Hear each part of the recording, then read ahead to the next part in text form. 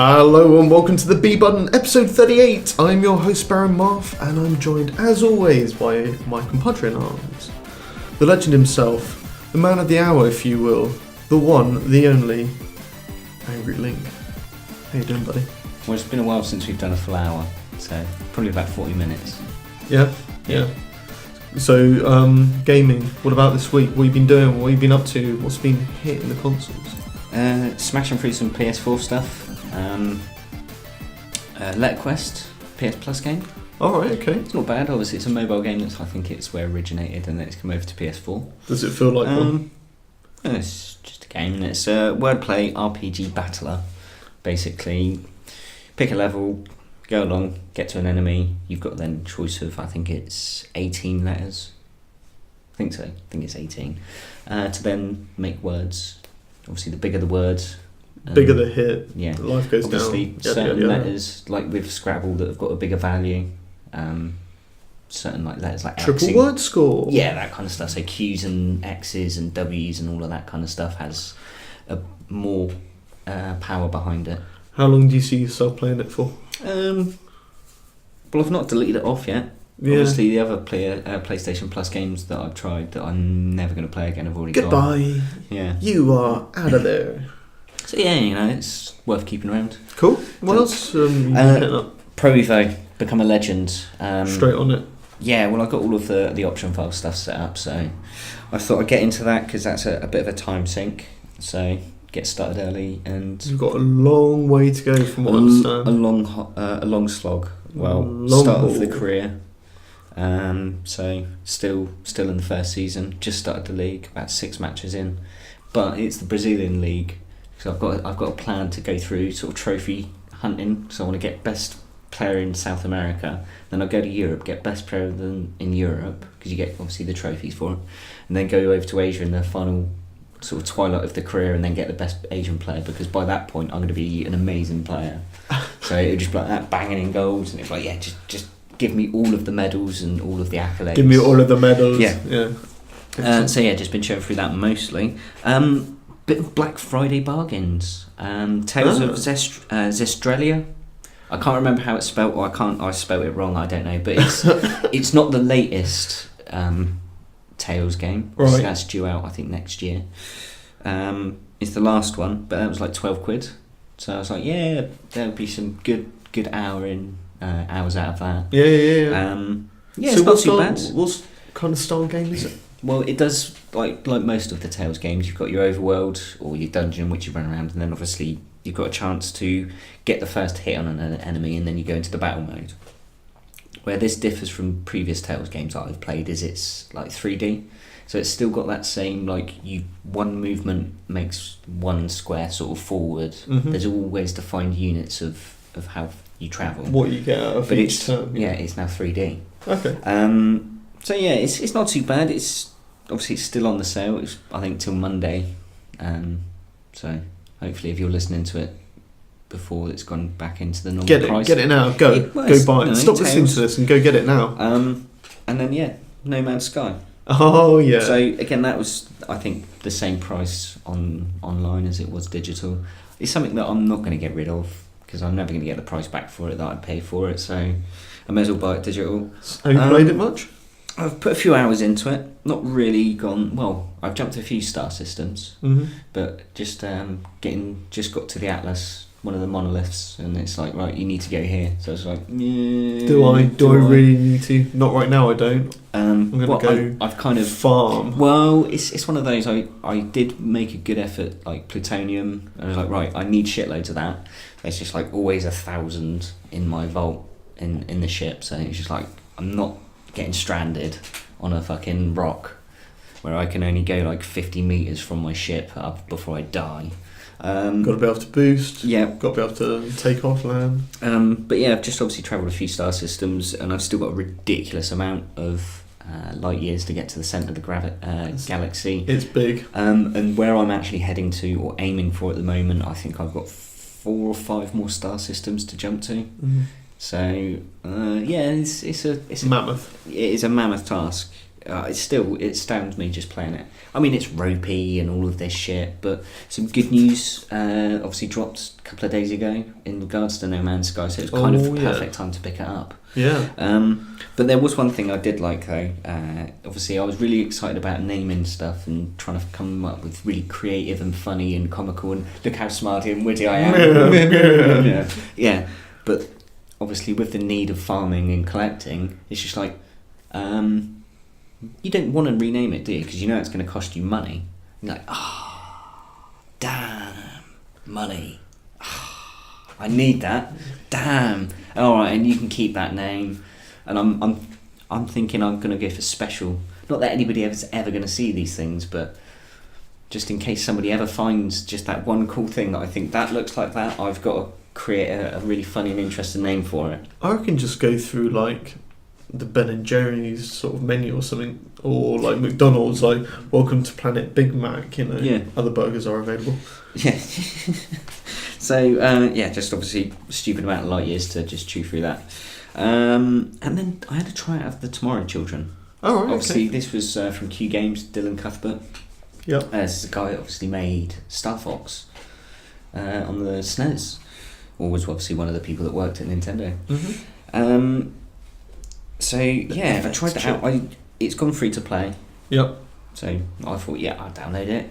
It's basically a communism simulator.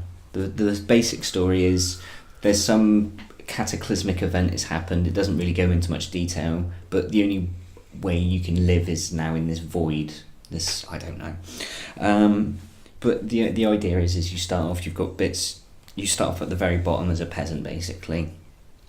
Then you can go through and work, get access to some really shitty tools, but you can work, fucking collect stuff, get your rating and ranking up higher, and then you get access to better stuff, so you can get a house and better tools, blah blah blah blah blah, yada yada yada. It's I don't know, it's interesting.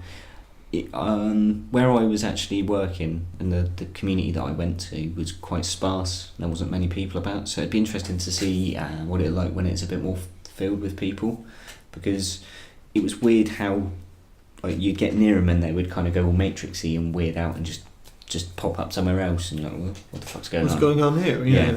So it's a bit trippy, but it looks really everything looks like it's wooden and carved like old puppets or something like that. So it's an interesting game. So it's obviously got you're interested enough to make you think, right, I'm going to go back and have another look at this. Maybe. I've not put it back on since I played it. Ooh, but danger. Then I haven't with Journey. So, but I know I'll go back to that because obviously GG's. I've left it long enough now. Yeah. But I don't know. We'll see. How about yourself? Limited gaming this week. I smashed through Uncharted. I finally got that finished. Uncharted 4. Game's amazing. That's all I can say. Yeah. I mean, people go on about The Last of Us, but if you just want sheer magnitude of Indiana Jones-esque action and size, just the size of the levels. Would the word bombastic just describe it well? Yeah. There's a lot of that going on, but I would equally say it's just mind-blowing the size of what they've created.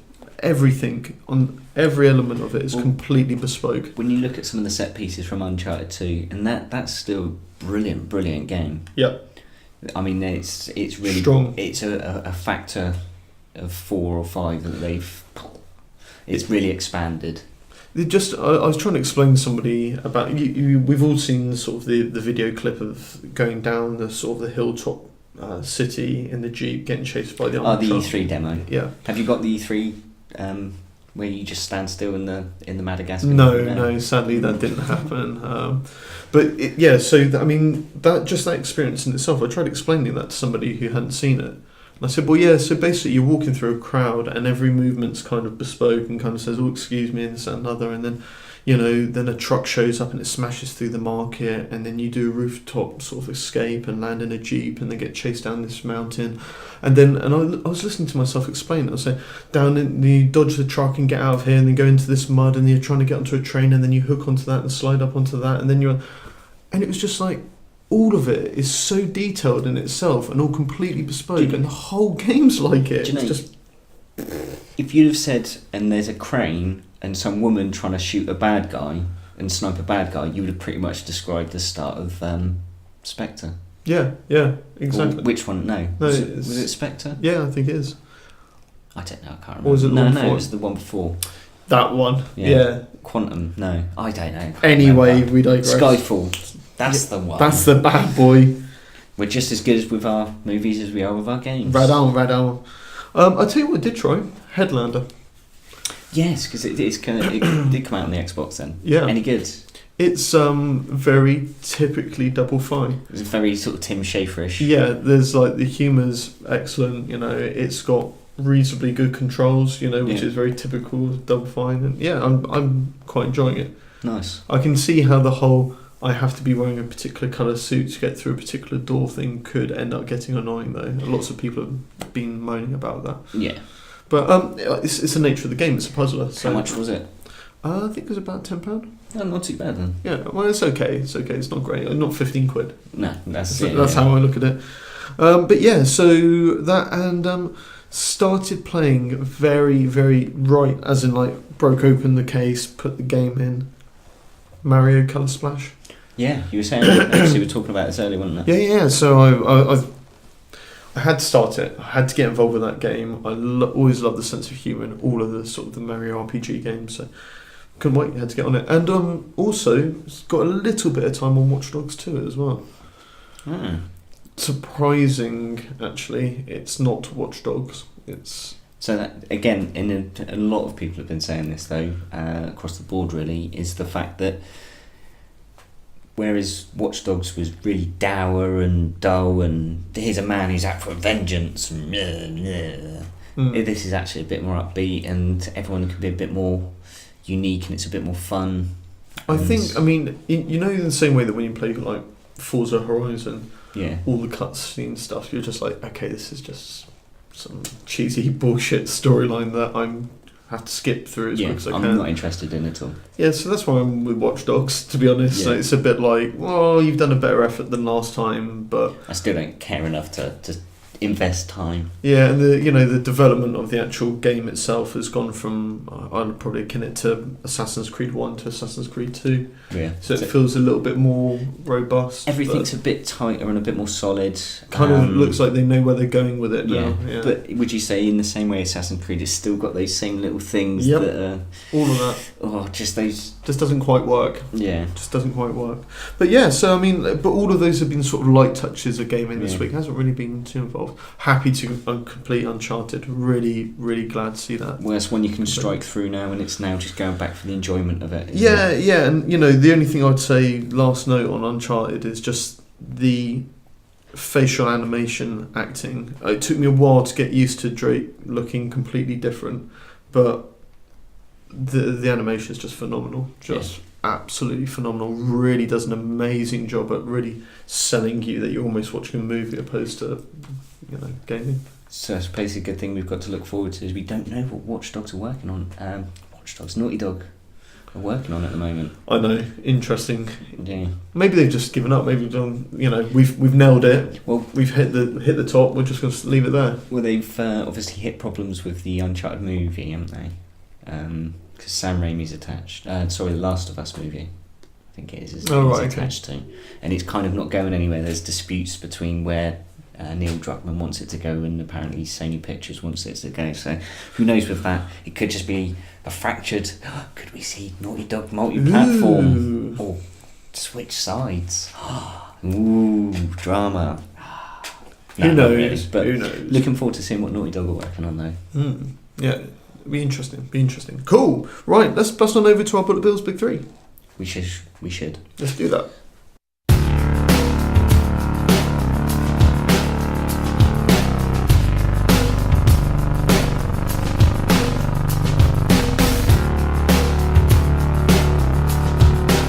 Bullet Bills Big 3. Oh yeah, it's the news. And for our first bullet hole this week, we got what, Link?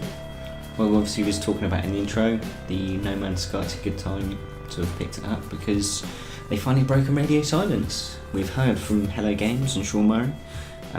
They've left a blog post in regards to the next update. Okay.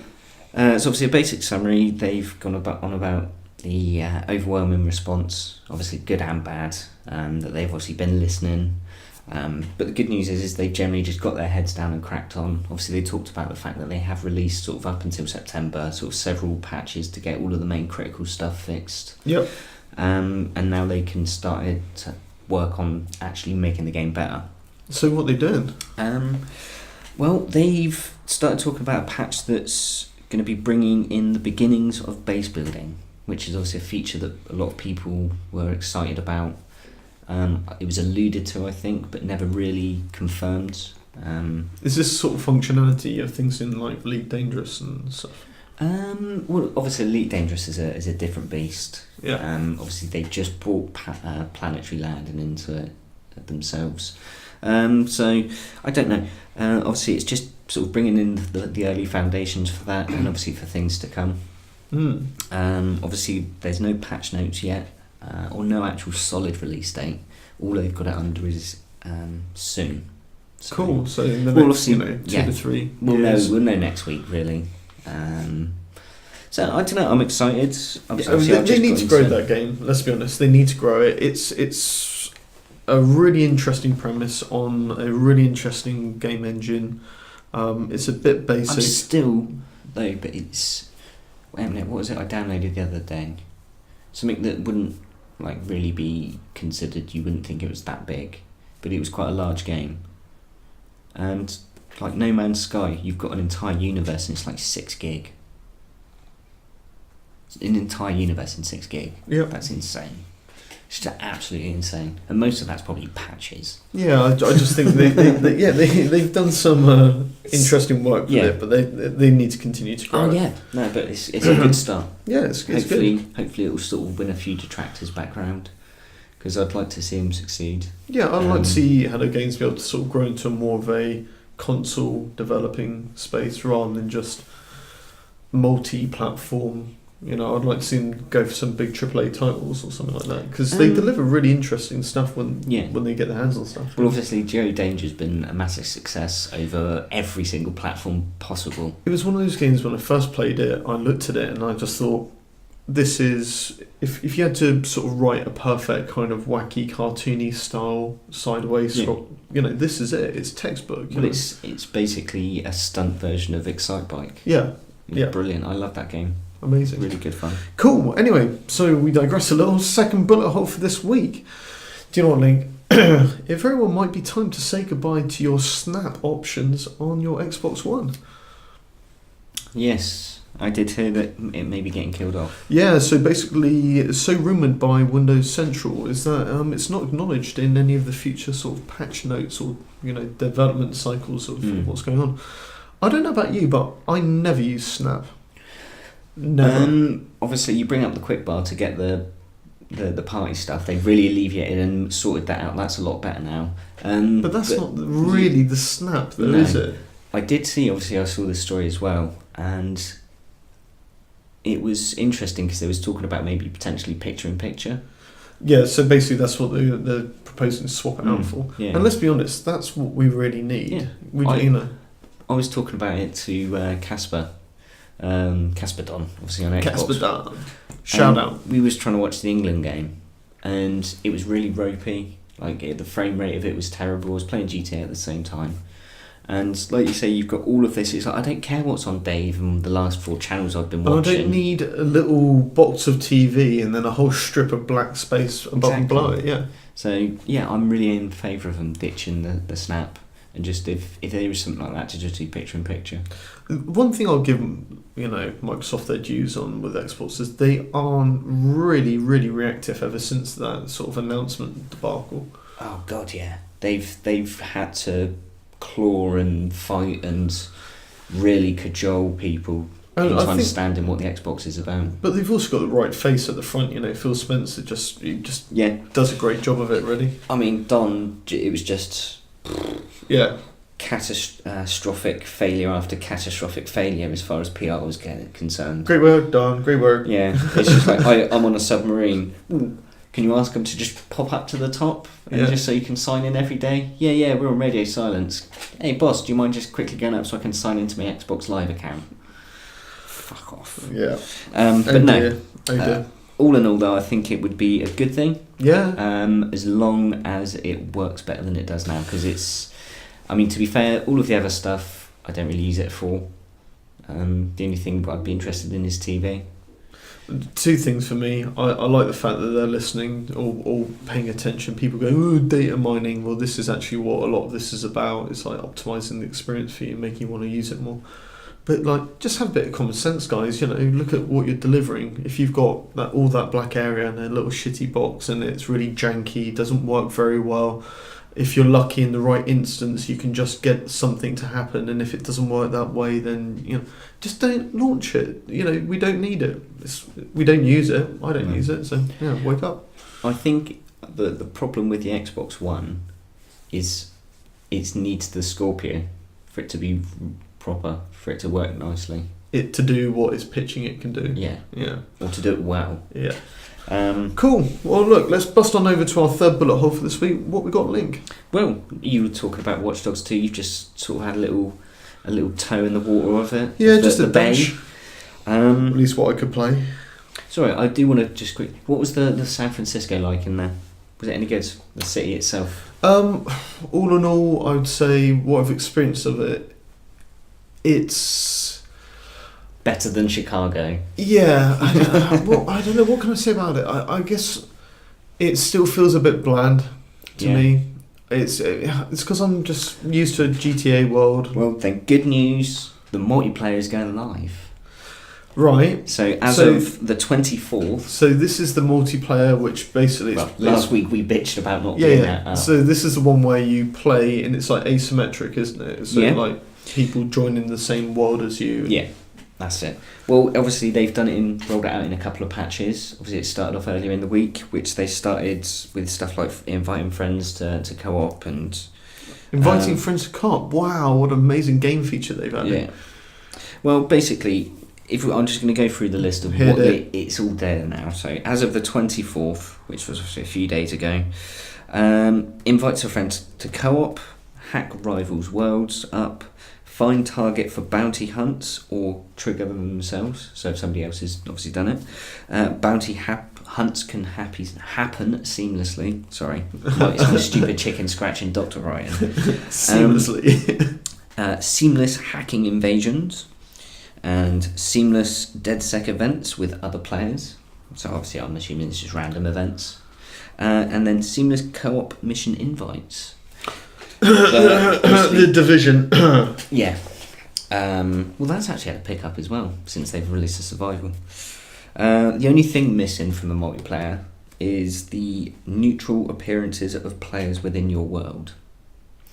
So obviously it's not fully rounded off, but I think it's after a week they've sort of got chomped down on the bit. If they'd have just said, give us 2 weeks, like we're going to release it, like we've said last week with GTA. They said, right, we're going to release the game, let everyone play it, we can get some ideas of numbers, of sales, and then we know what we've got to pump forward, and then we've got a month to get everything in place. It feels like they kind of went more for the, I guess it's alright, oh god it's not alright, quickly shut it down, we'll sort it out, I promise, work bitches, work, was the kind of impression that I got, yeah. Then you get the drums and then, oh yeah. Exactly. Yeah. So yeah, I think it's a bit of a Willy Wonka chocolate factory going on over there right now. Well, perhaps. I think though, Michael Ansell and a few other people have been talking about the Vivendi takeover this week, and after it's like you say, it's 30 years now they've been going, and they do make interesting games though. I mean, they've got some really cool stuff that they've released in the last sort of 10 years. There's been some really rotten stuff, but that's the way it goes. There's been a few gems, yeah. But I think they should stick as a well, obviously it's a publicly traded company, but avoid the corporate entities and not so easily done, I'm sure. Conglomerates, but hopefully. So Do we know when we're going to, see our final composite part of Watch Dogs 2? No. I don't think there's been any real announcements, but I think it's a case of just let them crack on and we'll know when we know. Terrific. Look forward to getting my full game. Yeah. Great. And on that note, we're going to go over to our What's the Beef, Chief?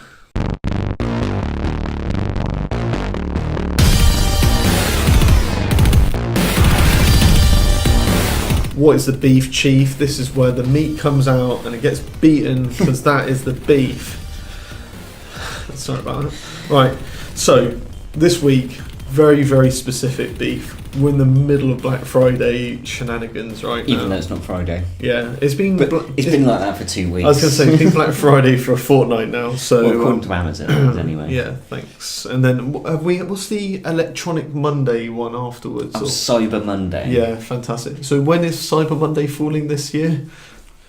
Is it Tuesday? Thursday. Yeah, awesome. Right, so basically the beef this week, and this was my beef, because I started mulling through the Black Friday deals. Well, to be fair, it's been constant for like the last 2 weeks. I just can't take it anymore, Link. I just want to pay full price for stuff again. Long story short, everything is these deals at the moment. Like, every gaming website seems to think that news is best PlayStation 4 deal is this, best is that. And there's no news, this is just sales, and they're getting revenue from this. So they're getting referrals by you clicking on their link to go to the website to get the deal. These bastards are basically hammering us right now with extra adverts because it's a special advert time of the year. Yeah.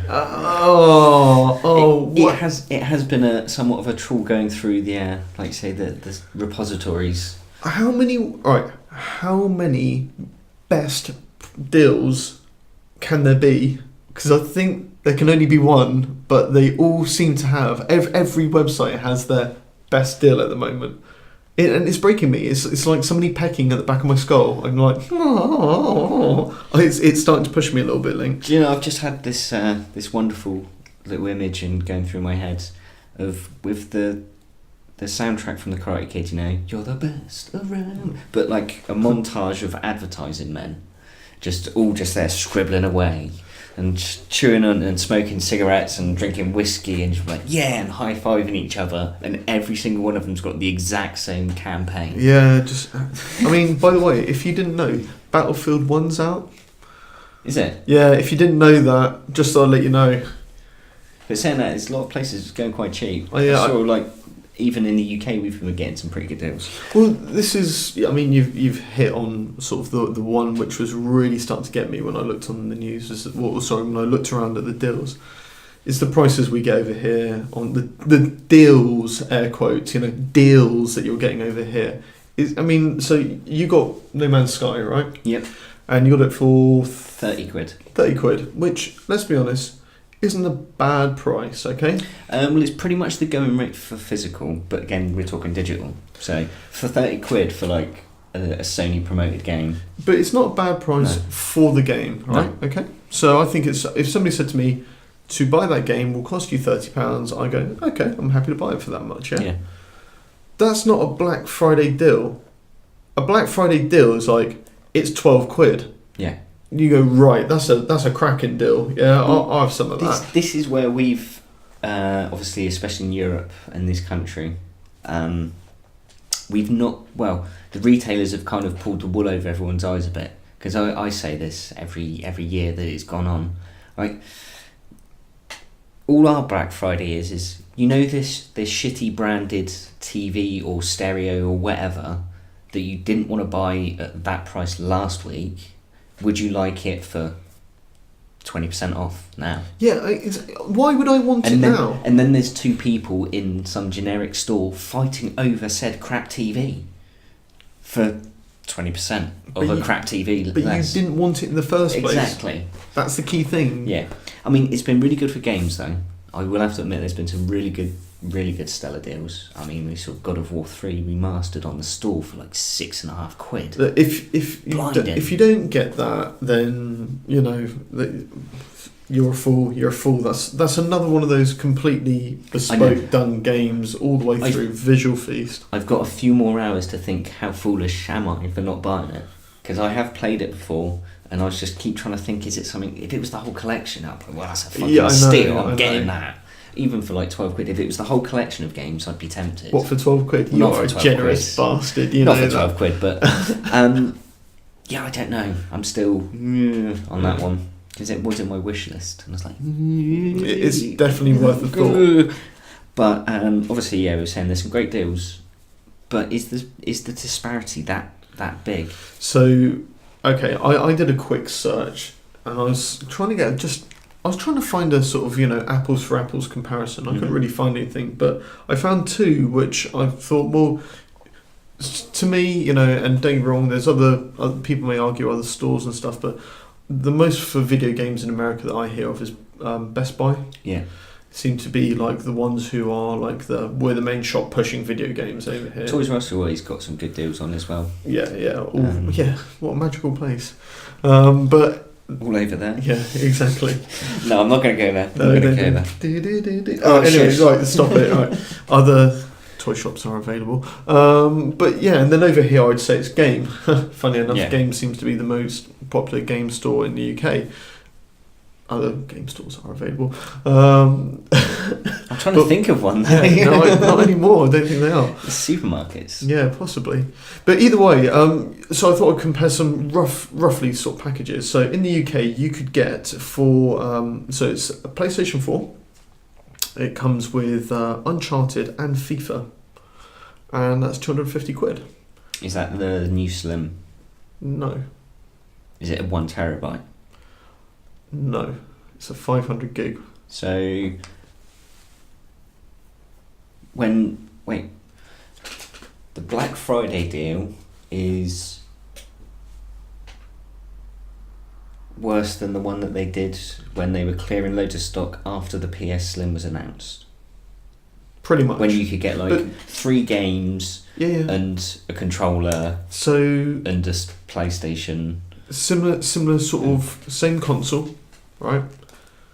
Not the same price, different package, but you'll see how it compares. Best Buy, PlayStation 4, comes with the Uncharted 4, Ratchet & Clank, and The Last of Us Remastered, $250. One thing I will ask though, which I don't know if you've may or may not, does that include sales tax? Ooh, good question. Because obviously I know no American price is ever advertised with sales tax, because that always gets put on at the till. True. So they get how much is sales tax in? I think it's 15%, something like that. So let's say 15%. Either way, they're getting 3 games for still. Yeah. It's and big games as well, big title games. I just find there's a massive difference between over in America they're like, we expect to go out and buy the thing that would usually get a deal with 10% off at like 60% off. They want major deals. It's pretty much though. The only reason to start riots is it's everything must go. Pretty much, it's the end of year. If it's on the shelf, it wants to be gone, and we'll sell it to you the cheapest possible price we can do it at. So you will buy it. Yeah. And then that's where you create stampedes of large Americans looking up hoarding to pick up shoppers, their entire deals. People go out and get their entire Christmas shop there. So that's where it's just like out comes the shotguns and get off that turkey, boy. Yeah, that kind of shit. Amazing. So yeah, it is a problem, but I think, looking at the news as well, the stats, whereas last year, I think it was 25-30% online, 70% retail or brick and mortar. Yeah. This year it's actually a bit more even. I think it's about sort of 55-45 or 50-50. So a lot more people are going online. Yeah, apparently they didn't get anywhere near the sort of footfall of people just piling through shops. No. Like, give me that stuffed toy. Well, where I work, they weren't really pushing. It was just one of those that spend an X amount and get X amount off, which was really fucking handy, because that would have been a pain in the ass. Having to price up everything 3 weeks out from Christmas. Thank God that business was unsuccessful. Thank God. But no, I mean, it is a somewhat more muted affair. I think more and more people over here, well, the people I talk to generally dislike it. It's like, do we even celebrate Thanksgiving? No, but my attitude is just like, just say it's Friday to Saturday and call it Black Friday to Saturday or something, and don't do 2 weeks of it, and don't do afterwards, deals, and then the build up before Christmas deals, and then the Christmas deals, and then the January deals, and then it's just like you can't have a sale on all the time. If every day is a sunny day, then what's a sunny day? Yeah. Don't forget though, you can always get a good sale price on a DFS sofa. Yes, but they can't always be shutting down. Can't always be shutting down. It's like, well, we're shutting down in about 6 hours. Yeah, but it's because you're closing for the day. That's right, shutting down. Everything must go. We've got shutters. All right, great. Okay, and on that ludicrous note, we're going to wrap this beef up and shift on over to our uncharted territory. Yeah, we should, before it descends into more madness than anything. This is ludicrous. We're out.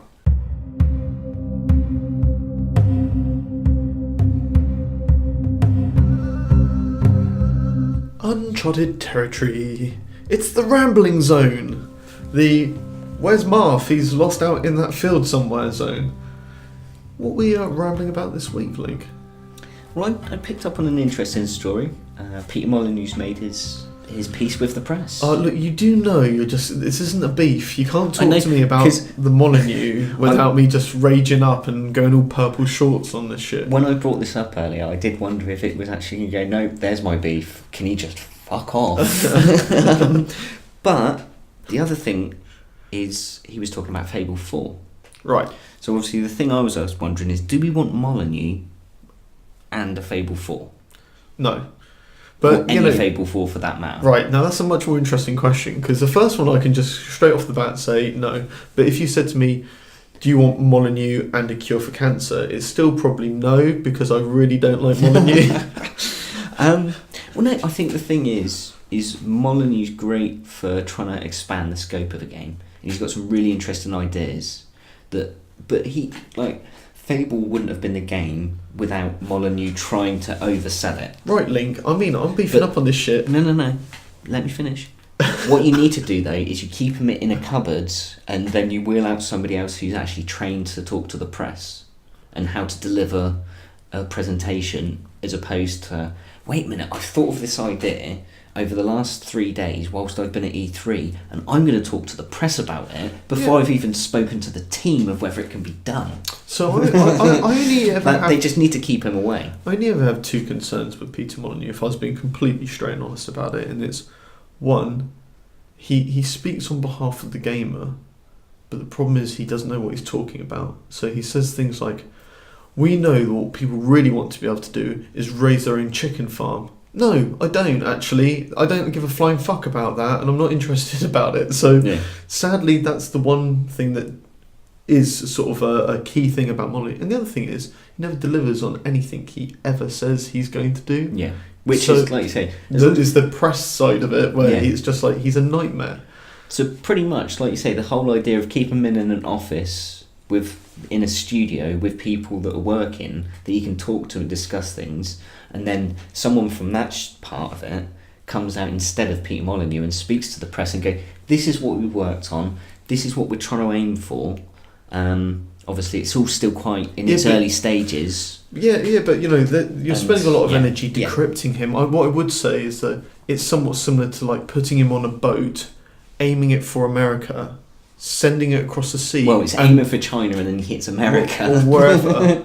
But then just sinking it before it leaves the bay. Just like, you might as well just get rid of it. Well, anyway, back to the point. No, I hate him. Pete, the man for the South, Molyneux, has stated he'd love to make Fable 4. So Fable 4, that's a bit more... I mean, again, he's got some good points. It's crazy that Fable 4 isn't being made. I'd love to do Fable 4, and the studio, obviously Lionhead, tried to do it. You'd have to get the original team back to do it, though. That's a fair comment. I think the first Fable for me, I really want to see that remastered, because that is still for me pure perfect gaming. The story was a bit of a letdown at the end, but that's the way of it. That was the whole way it had to go. But obviously, going back to Lionhead, sorry, a little divergent. Found out an interesting thing about Lionhead, how they got their name. Obviously, Mark Webley and Peter Molyneux obviously started up. Obviously, they did Bullfrog, which got sold to EA. So obviously, they then left there and started up their new studio, which they were originally named Red Eye. Okay. After Mark Webley and all that, doing loads of travelling, and obviously come back and he had proper vicious Red Eye. Right. Okay. So obviously, after they've just about spoken to Edge. And obviously, oh yeah, this is going to be our new company, blah, blah, blah, Red Eye. Obviously, they found out that it's thousands of companies are called Red Eye. So they scrambled around for a new name. Right. And they finally settled on Lionhead because... How do you get to Lionhead? Well, Mark Webley had a pet hamster named Lionhead. He had a really thick neck and it was a really bushy head, apparently. And it looked more like a lion head than a hamster head, so it was named Lionhead. And one of the pair's girlfriends had said, "Why don't you just name it Lionhead after the hamster?" And obviously, that's the story of how it came to be. It's a pretty cool name. I like it. But anyway, so Lionhead after Fable 3, then went on to make Lionhead, Fable Heroes, which was a cute looking. Let's all have fun and go on a brawl sort of adventure game. Yeah. That was a downloadable title that you'd expect them to ship out to somebody else to make, or Microsoft Studios to handle with another studio. But no, we'll get Lionhead to do it, a team that's made Fable. Well, obviously that didn't go too well. No, it didn't. Link. Obviously Molyneux was still there at the time.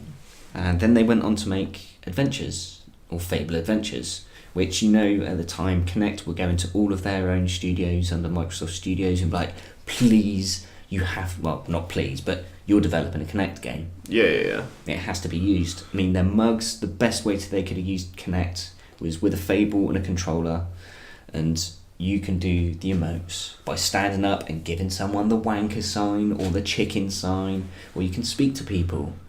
But you still get your controller, which you can run around and hack and slash people. Because the great thing about Connect is it doesn't matter if you've got control in your hand, it still fucking works. Well, the great thing about Connect is it just doesn't work, so it can be nothing more than an accoutrement to actual gaming. It could handle you standing up and waving. It'll recognise a wave.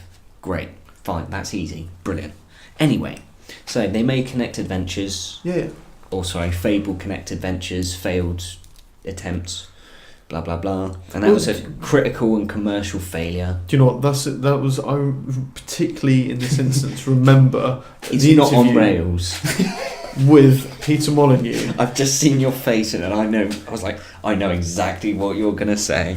Where he's saying it's not on rails, and it is on rails. But the other thing is, in exactly the same interviews, he was just saying, I know what gamers want. Yeah. They want to be able to do a, racing round on a horse cart. We're using Connect. Waving their hands, and looking like they're... you just know nothing. At the party. Nothing about what people want. Yeah. Well, at this point, Molyneux quit studios. Obviously, he worked in various positions with Microsoft as their European development heads and all of this stuff, and he had various other titles. But he left them to then open 22 Cans, which I've got an interesting theory as to why it's called 22 Cans. I don't know, it may be true. I may have read it somewhere. That's why it's skirting around in there. But how many times has Peter Molyneux opened his mouth and opened a can of worms? I'm thinking it's probably, as he's looked through his interviews throughout the years, 22. Yeah, it's probably about right, actually. So his next studio is going to be called, 84 Cans or something? No, just a barrel. Yeah. So, obviously, Molyneux's left. I suppose you could almost say that the lion head was left exposed, and then Microsoft pounced. This is where the pitch for Fable 4 originally started. So obviously the art director obviously talked to Eurogamer when they did their expose a few months back about the closure of Lionhead. So obviously they went through history, talked to some of the original staff about the original black and white, all of those back to those days. But anyway, so the pitch came for Fable 4, and they were looking to do a late Victorian period, sort of very steampunk, far out Jules Verne shit. This is obviously quoted, far darker and grittier, and because it was an R-rated game, it could have had prostitutes and the humour. I don't know why, like you say, it comes with the prostitutes, but the hilarities you can have. Microsoft obviously had their pitch. They'd got a long way into with concept art and the design document and all of this. Mm-hmm. Microsoft turned down the pitch and then decided to sink a reported $75 million into Legends. So you're saying that Microsoft bosses said no to prostitutes? Well, to be fair, I think I don't know. No, this is probably still the Don Matic days, isn't it? I don't know. Who knows? I mean, it's all conjecture. Who would know? But yeah, so basically they said no. Yeah, because bear in mind, we don't need that. We don't want that sort of game. Like, because GTA it's an R-rated game with prostitutes, and that doesn't sell well at all. No, it doesn't. No. Like, honestly, I think any game that's got prostitutes in it generally would sell better than one without. Probably, obviously, yeah. as long as there's context. Because, and again, like Super Mario or something, like dun dun dun dun dun dun. Ooh. Who knows? Maybe. I'm sure someone out there's done it. There's enough. I remember on the old chipped Xbox days, and you see the amount of clones that people have done of Super Mario, and there were some interesting ones. Certainly was some interesting ones with replacement of enemies. I don't want to know. No, I was going to say that is a box of Pandoran proportions. Yeah, exactly that. So where did Microsoft want them to go, line it, or they've clearly seen the popularity of stuff like Dota, League of Legends. Obviously, like Battleborn was not Battleborn, but Overwatch was obviously not there at the time. But games as a service, so something that you would pay a little MOBA-ish, basically. Yeah. So it's something that's free to play, but close to 1 billion people play it, kind of shit. But unfortunately, that's not what people wanted from Fable. I don't think that's ever been what Microsoft have pulled the ultimate Molyneux. We know what they want. Hear me out, guys. Hear me out. Yeah. Games as a service. Whammy. We don't want to charge you once. We want to charge you lots of times. You know that all those games. So we've released 3 games, guys. Right, 3 of them have been pitched pretty high, under-delivered, but people keep buying them because they like the IP. So what we're going to do is completely change it. Yeah. that's not good thinking. Money in the bank. Back of the net. So how much is this going to cost us? Well, we can chuck 25-30 million. It's not going to cost a lot to just run up a game like this. I mean, these guys have made RPGs for years. They'll know what they're doing. Yeah. They'll know how to make a MOBA and a battle thing with balancing that's constantly going on and having to run servers. Yeah, that'd be fine. Yeah, they come from Blizzard background. No, we don't. So, do you know, when I think about Fable, because the idea of Fable 4 just generally showing up, I don't have an issue with that. I'd love the idea of it. Or even Fable Remastered. Well, no, I mean, I'd like them to develop it, and I'd like them to deliver on some of the stuff they've tried to do before. So, with Fable, I've always loved the sort of the eras that they set them in. Just imagine this setting of Assassin's Creed Unity, but with Fable. Exactly, or Dishonored, Exactly. Sort of, yeah. But I mean, I always think they managed to hit a good timeline where they can tap on sort of magical things and things which wouldn't necessarily happen and have sort of those abilities, but also be able to just sort of tip their hat to, dare I say it, fables and older history or storytelling. I really like that. I love the original pitch for Fable was essentially you were creating one. Yeah, exactly. Yeah, because you would have your history and the fables and the stories that introduced you to the game.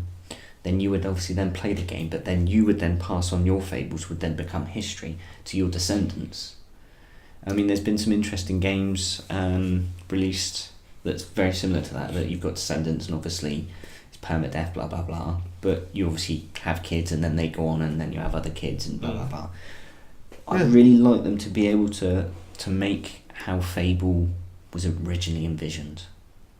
They could do that now. The technology is there. It's just the work and the code and that's what I mean. That's what I'd like them to do when I would throw down all of the monies. I mean, there's certain things that I think I'm fine with. I like their art style. Yeah. You know, I think it works. I think it works with humour as well, which is... It's very much a comic book style, though, yeah, isn't exactly. it? A bit cel-shaded, a little bit... Well, it can be very adult, but it's got a really good, solid look to it. I like the fact that they're not afraid to put a bit of colour into it, and they do that very well. And you know, some of the character designs really, really excellent. You know, I love the form of the characters. You know, if they put like a chicken in there or something like that, it's quite ludicrous. And everything's slightly out of proportion in the same way Overwatch. Yeah, exactly. The character design on that's brilliant. Everything's got little nuances, and you just accentuate the little things. Yeah, and you know, I think they also honor things like a good adult sense of humour. Yeah.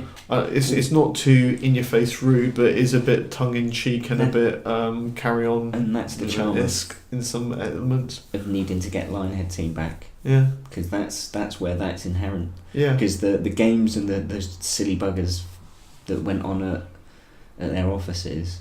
Well, dare I say, I find it a bit sort of dry British humour kind of thing. Oh, it totally is. And a bit tongue in cheek. Just how many moments, like in that first game when you go into the wardrobe and you've got Stephen Fry and something like that narrating over it and brilliant. Yeah, but that's it. You know, like a Stephen Fry narration or like a John Cleese-esque characters and all it's just it's. Well, he was really, one of really the characters, wasn't he? Cleese. I can't remember which one though. I think it was the first one. But all in all, just take those things, keep that going, and they'll just work on things like the gameplay, hone that, just develop. Like look at Destiny. Destiny's a great, fun game to play with your friends. Just imagine, like you say, you've got a trio of 3 or 4 of you, and you're going on adventures and a band of adventures, stuff that you can play on your own, but you can bring your mates along. If they blended it with something like the Sea of Thieves style, something like that, that'd be interesting. Cool. So we said that hopefully Microsoft were going to look to just bang in like a little 25-30 mil, just knock up this game. Any ideas on what they truly spent?